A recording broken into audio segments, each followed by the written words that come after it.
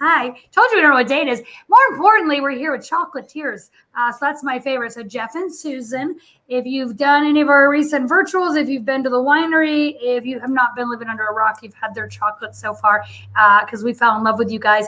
But the important thing is, I was doing this. Halloween is 11 days away.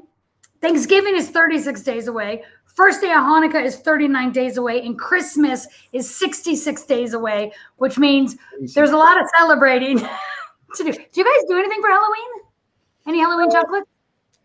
No, we tried it once, and it wasn't a huge seller, and then we just had to melt everything down. That could have not been too bad because I know you do Easter bunnies. It's beyond the price point for most trick-or-treaters. Okay, that's true. They just want they want the large candy bars. Well, I have with me, and I gave you guys, this is one of our holiday packages, if you can even see it. This does not look nearly as delicious as, see if I can do this. This, because it has, here are your little pairing bites. So this is our Coast and Valley. Bottle of 18 Sonoma Coast, 18 Russian River, a cork opener, wine key, whatever you want to call it, because you have to open the wine. And the reason you guys are on today, we have our pairing bites, which are included in this package. And you guys are in a couple of our holiday packages. But talk to me about pairing bites and what these are while I open it. So we're Jeff and Susan from Volo Chocolate, bean to bar chocolate maker in Sonoma County, just down the road from Papa Pietro Perry.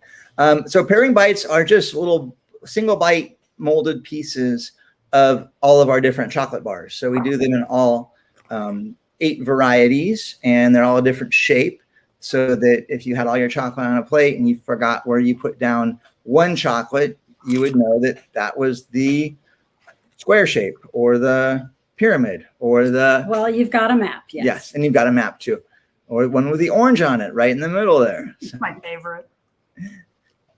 That's my favorite one, is one with the orange. I'll always tell everybody to get this. So it looks like in ours, not that I can read, we have chocolate caramel crunch, chocolate orange, and the dark milk chocolate. Yeah, so you what you're getting are these mini bites of these 3 bars, which is the dark milk with almond, the chocolate orange, and our caramel crunch. So you guys make 8 chocolates. Yes. These are the 3 that we internally decided that we are going to we're going to put in this bites. Mike, we cannot express ship it to get to Abilene, Texas, to drone drop it to you right now. I know. I'm sorry. You're going to have to come out because I know you come out. So you have to come out and visit. We got chocolate at the tasting room. Or you can order a holiday package for yourself. That's the one for you, one for me. That's the way to do it because these aren't just for everybody else. But we also sell. Oh, you're right. I'll return these. We also sell the chocolate bars at the winery too. And you guys also have a chocolate club as well. Tell me a little bit about that, because we know what wine club is. You guys, members out there, are getting your wine shipment now. If you need some chocolate to go with it.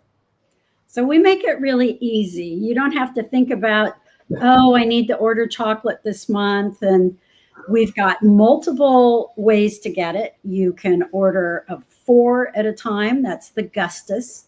And we do a rotation of our bars. Or if you just want one kind, you can say, I just want 4 orange. Then we've got the Perfectus. You notice the Latin theme going along here.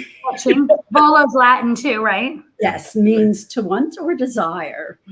So Perfectus is getting a collection, and that's our original 6 bars. And then Maximus is 6 bars plus 1 that is our choice to throw in. And we rotate those as well. And there's a slight reduction in price as well as convenience. Yeah. Nice. And you can have it arrive once a month, once a week, every day. However you want. You can set up your own kind of parameters for the club. I like that idea. Okay. And then, so the chocolate bars, but you don't just do chocolate bars. Oh, by the way, we're drinking the 18 Russian River. in case anybody's joining in. I've got 18 Russian Yeah. because that's what's in the Coast and Valley. Okay, actually, I lied. I couldn't open one of those because I had to show it to you, so I had to open a different 18 Russian, but because I had to have wine in the glass. In case you're joining in, because I see Craig is on here and Yolanda. Hello, guys. Okay, so you don't just do chocolate, because I was asking you earlier. You have 8 different chocolate bar flavors. Mhm. Flavors, is that a right way to say that? Right. Varieties. Thank you. I knew that wasn't right. 8 different varieties of chocolate bars. Mhm. Is that right? Okay. And you don't just do chocolate. What So else you got? for the holidays, and it'll be on our website very soon, are chocolate confections. So we have from last year, we do our version of almond joy. So you're just seeing the packaging, not the chocolate, but They are deadly. so almond joy is our version of an almond joy. It's got caramelized coconut milk, or coconut milk caramel, roasted coconut, and roasted almonds, covered in our 73% deep dark chocolate. It's dairy free. It's so good. And then if you like Butterfinger, and I think Kristen, My kids are addicted to this. But you never have these at the farmer's market, do you?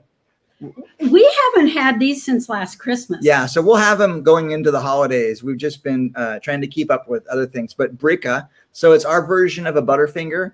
So it's like a peanut butter, crunchy peanut butter caramel, to die for. covered in, once again, our dark chocolate. Once again, you won't know that it's dairy free. It'll taste like the best Butterfinger you've ever had. Very buttery and rich. Free too? What's that? That's dairy free? Yeah, also dairy free. We try to make our confections dairy free, so nobody has to worry about anything. And unlike a Butterfinger itself, it's also gluten free. If that's still an issue with people, I don't know. I think it's still a hot thing. Yeah, it's still picky. So you haven't made those since last year, but you're going to make them again. We're setting things up right now. So Okay. with packaging is the big thing right now with the whole supply chain issues. Even though we started sourcing packaging back in July, we're having It's still a issues. scramble. Yeah. So, but So if I bring my own package, like a trick or treater, you just want to show I up. don't like a trick or treater. I mean, we could try and see if it works. Bring your own bucket, absolutely. But new for this year is also a chocolate truffle that we're going to do. And it is with raspberry and extra virgin olive oil. And once again, dairy free, but you wouldn't know it. I mean, it's very creamy. You get a brightness from that raspberry, But you also get a nice richness. Yeah, and you get that olive oil, counterbalancing that richness with that brightness with richness. And where do the raspberries come from? The raspberries, we use raspberry jam. So we do a blend of raspberry jam and olive oil with our chocolate. Do you want us to find out who picked them? People do. They like well, your oranges from your orange come from your aunt's tree. So I didn't know if she had raspberry bushes as well. Yeah. The raspberries we don't know as much about. The chocolate, we have met the farmers. Yes. Yeah. Well, I'm going to ask you about the chocolate for those who haven't paid attention. So yeah, Deb, hello. I'm going to say hi to Deb because they were just to the winery. I love it. Where is their shop located? Yolanda, you guys don't have a retail shop. You're welcome to stop by our mini factory. We call it the Studio Factory. And if we're not making a delivery, we're usually here Tuesday to Friday because we work Saturdays. At market. But we're always elsewhere. happy. We're always happy to sell things here and give people a micro tour of what we do. I think your tour may actually be smaller than our tour. And that's not saying much because I tell people ours is look left, look right, we're done. That's basically ours too. Well, ours, you have to go outside to change your mind. Yeah. So you can wear hairnet. You walk inside and it's just, you just stand here and look at that and you don't have to move. But you see, we do everything in a very tiny space. You guys do.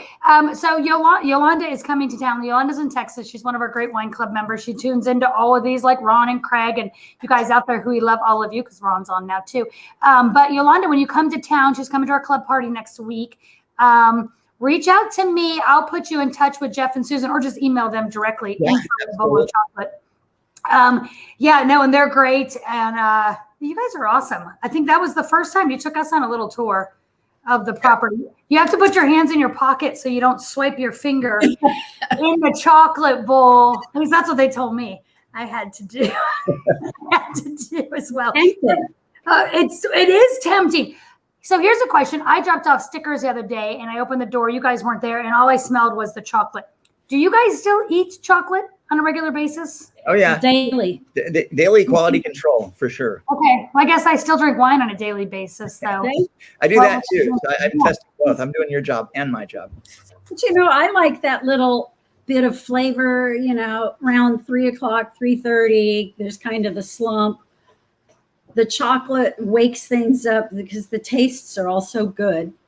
And it has a little bit of caffeine in it, and it relaxes your blood vessels. And so it sends more blood to your head, allowing you to think more. Okay, I'm going to remember this. Chocolate blood pressure.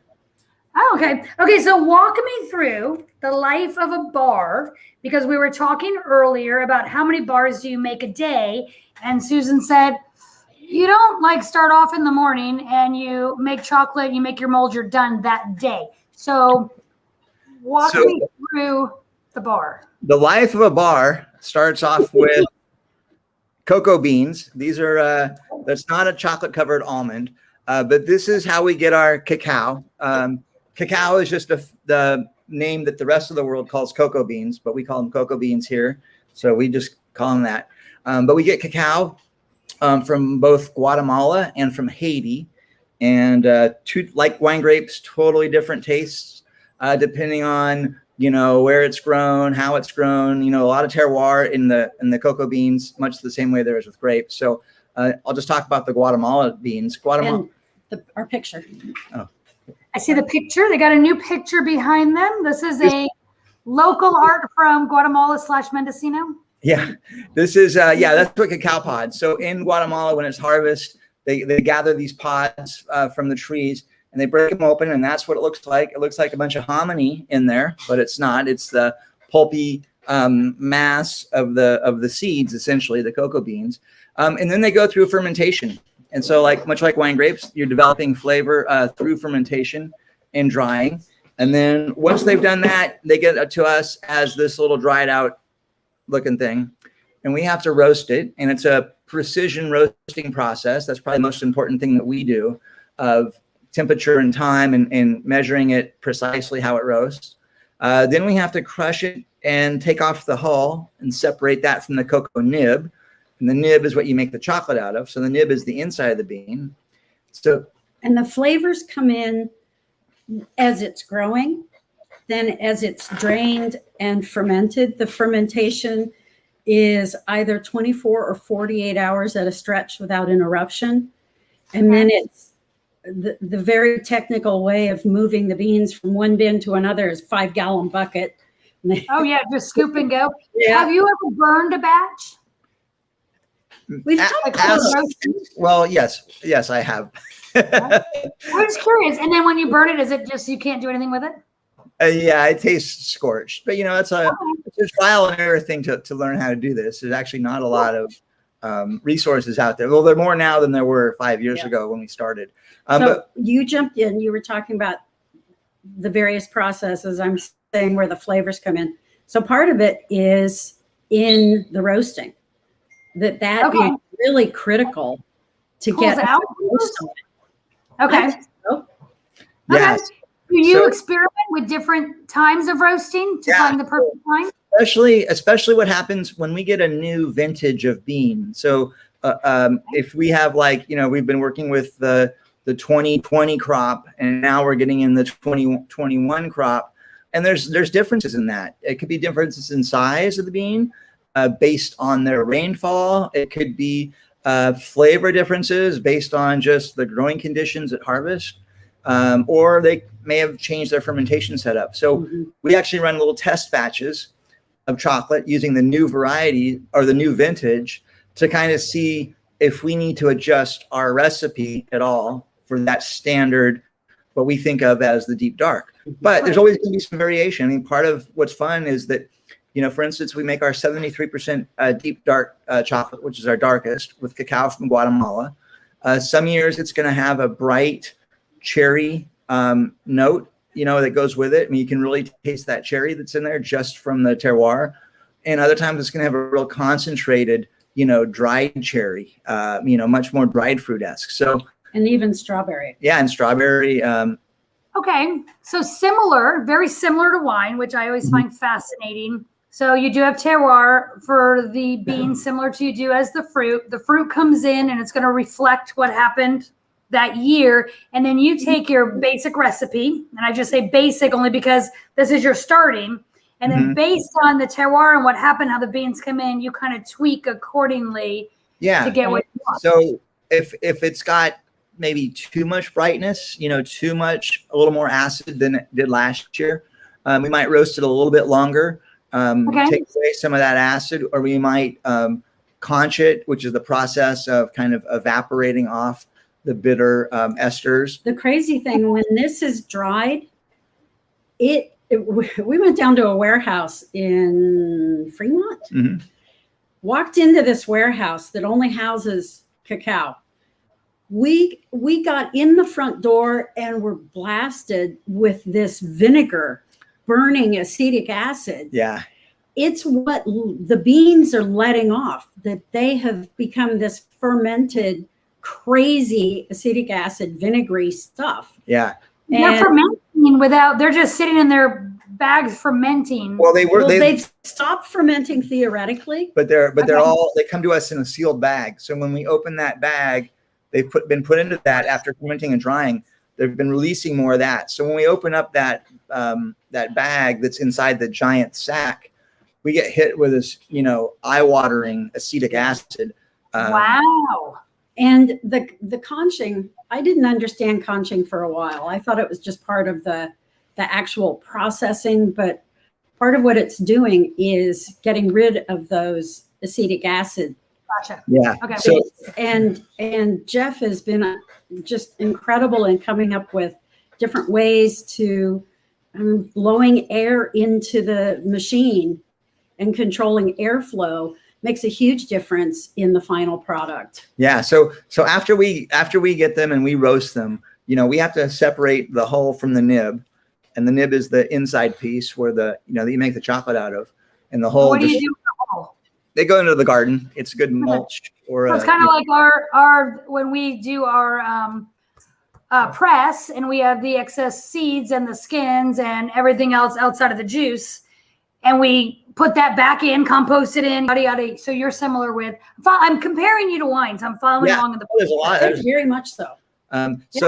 So we separate the hull from the nib. We put it through a grinder, and then what we do is we take all those nibs and it goes into one of our refiners. And the refining process, that's where you're adding the cocoa nibs, the sugar. All of our chocolate has a pinch of sea salt and a pinch of cinnamon. We add a little cocoa butter. And then it starts refining. And this is a 2-day process. So this is 48 hours nonstop of this beans being ground to the point where the particle size is under 20 microns, which means that when you taste it, if you taste a spoonful of it, it doesn't taste like a spoonful. There's no grit. There's no grit. It just tastes like pure chocolate silk. So it's refining down to that fine particle size. At the same time, the conching part is happening where through the heat, the friction of grinding and the airflow that Susan was talking about, that's evaporating off these bitter esters and alcohols that cause bitterness. And it's crazy how much we had forgotten how much the salt takes down the bitterness, because all of our chocolate is considered to be dark chocolate. It's all 62% and above. And people will say, I don't like it. It's too bitter. That little pinch of sea salt that we put into it just makes so much difference. Yeah, salt cuts the bitterness. This isn't considered unsweet chocolate, because I know there's unsweet baking chocolate. Yeah. No, this is that's different.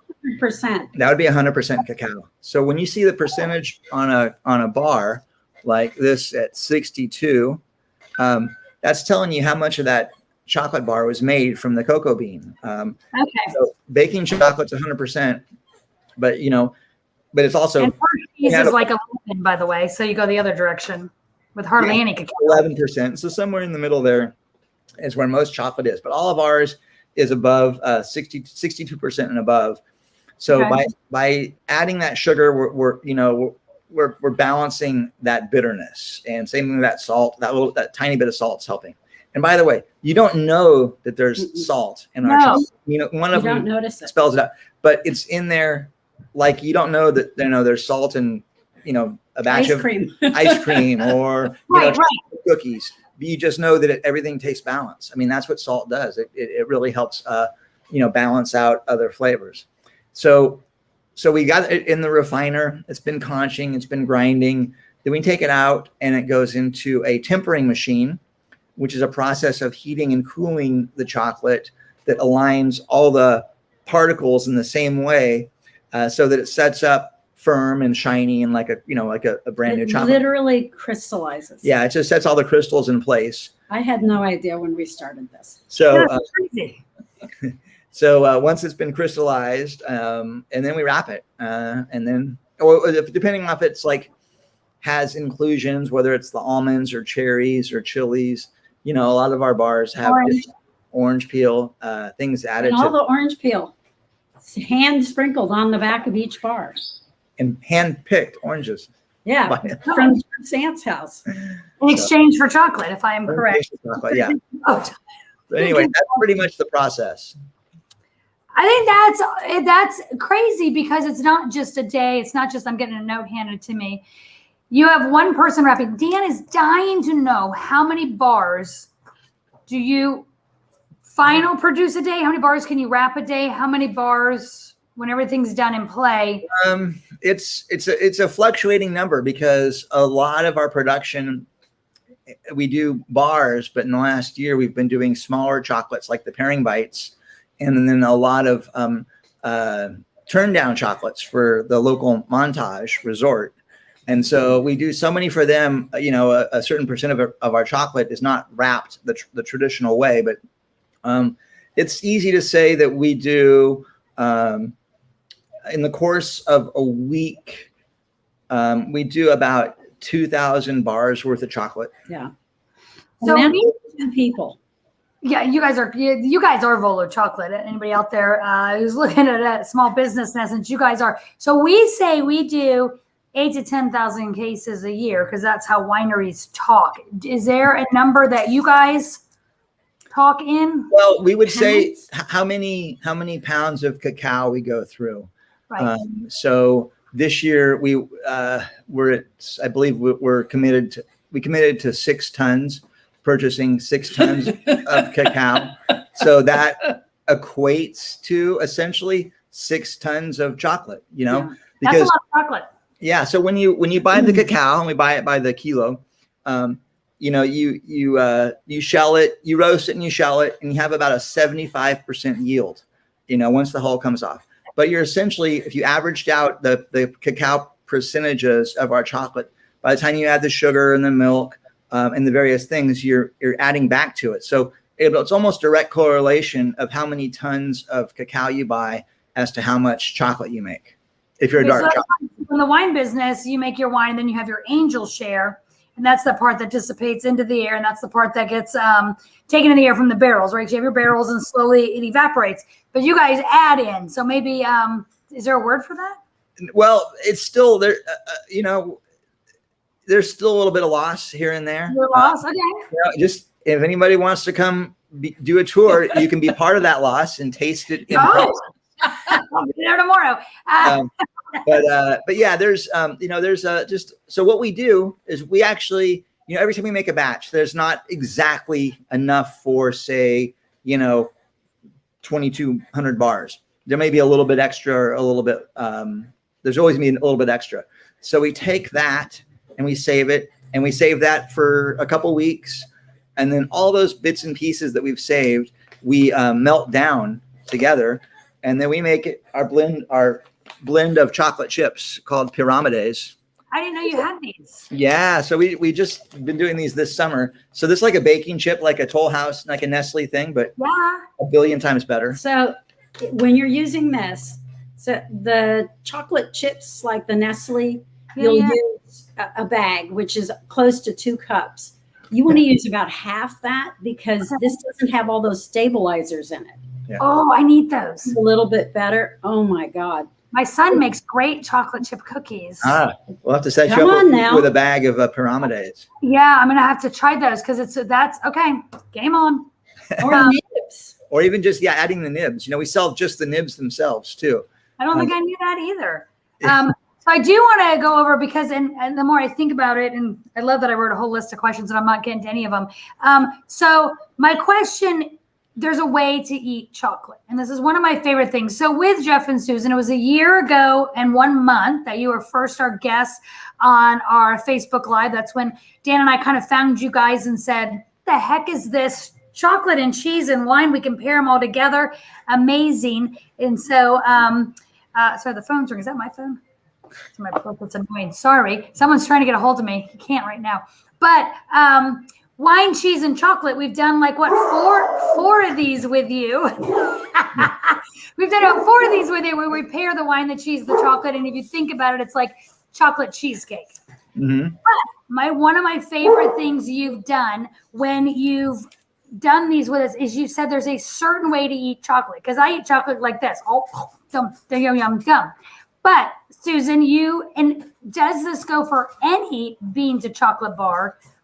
Or, I'm not going to do it with Hershey's, but any quality chocolate, when you're drinking wine, if you were poured a glass of Opus 1, you wouldn't just knock it back. You'd swirl it and you'd look at it and you'd smell it and then taste it and kind of analyze it as you're tasting it. And the same with the chocolate. So for us, the proper way to do it is to take a square or piece. I always feel like a squirrel doing this. And you rub it and then smell it. And rubbing it from the heat of your hand has opened up all those beautiful oils. And then take a bite. I like to float it around on my taste buds. Jeff likes to just let it melt. But there's a point at which you just close your eyes and taste it and see the various flavors that are coming to mind. I'm doing the chocolate caramel crunch. How do you not lick your fingers though? Well, when you are doing this, I wipe them off a lot. Oh, do you? So you always wear dark jeans? That's what I thought. Your chocolates are so good. And sometimes chocolates can be a little tough with wine. You always think dark chocolate, red wine goes together. They don't always pair so well. Mm-mm. These do beautifully. I don't know if it's a touch of salt. The salt helps a lot. The little additional cocoa butter. But, we're chefs before we're chocolate makers. We had a restaurant for 16 years and we come from that background.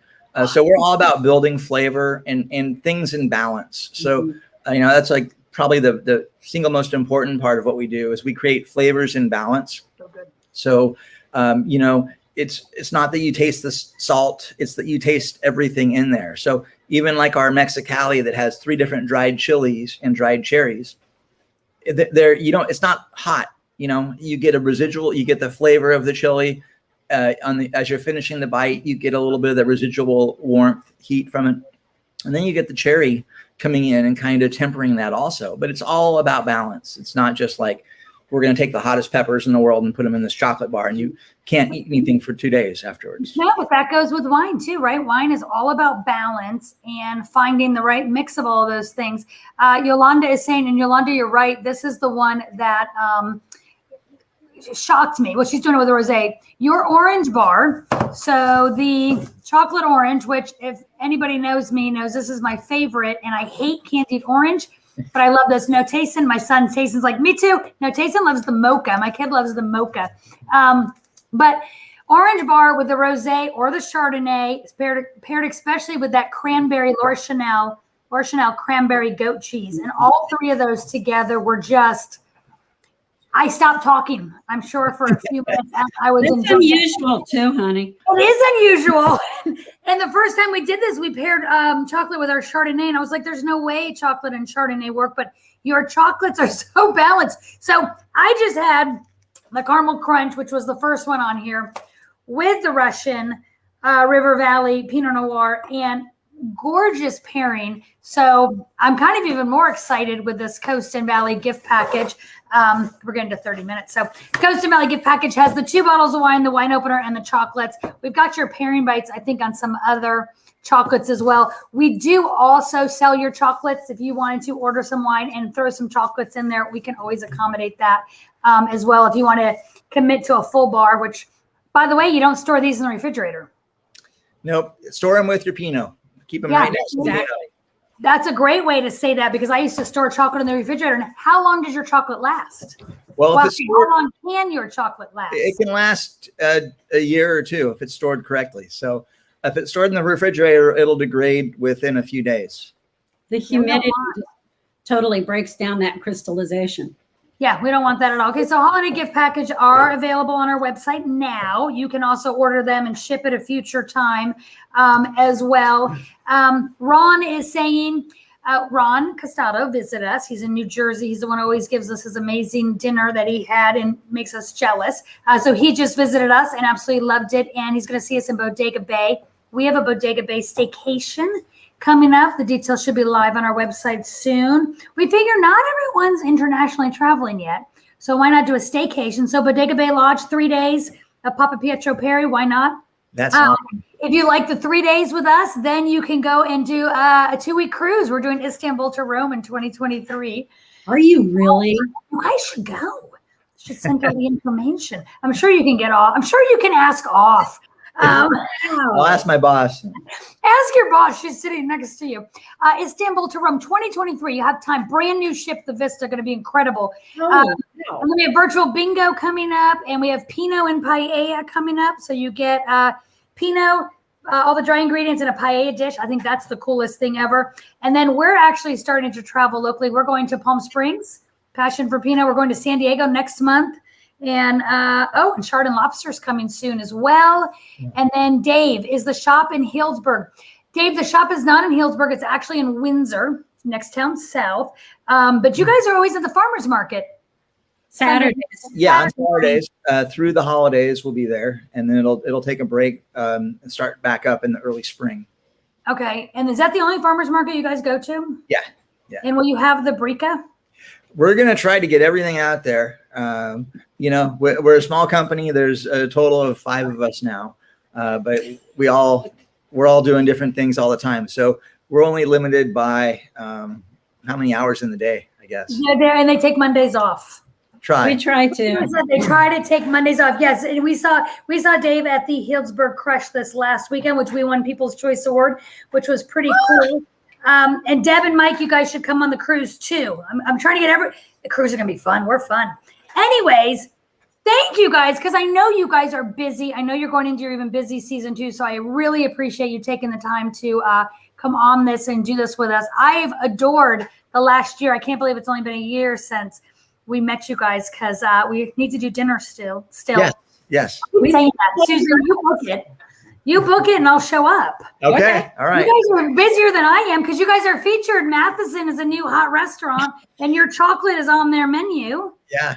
Right? Yeah. And he's actually, you can see it's him in the Sonoma magazine that talks about the hot new places to eat. And you're going through the Matheson and you're like, oh, there's Jeff.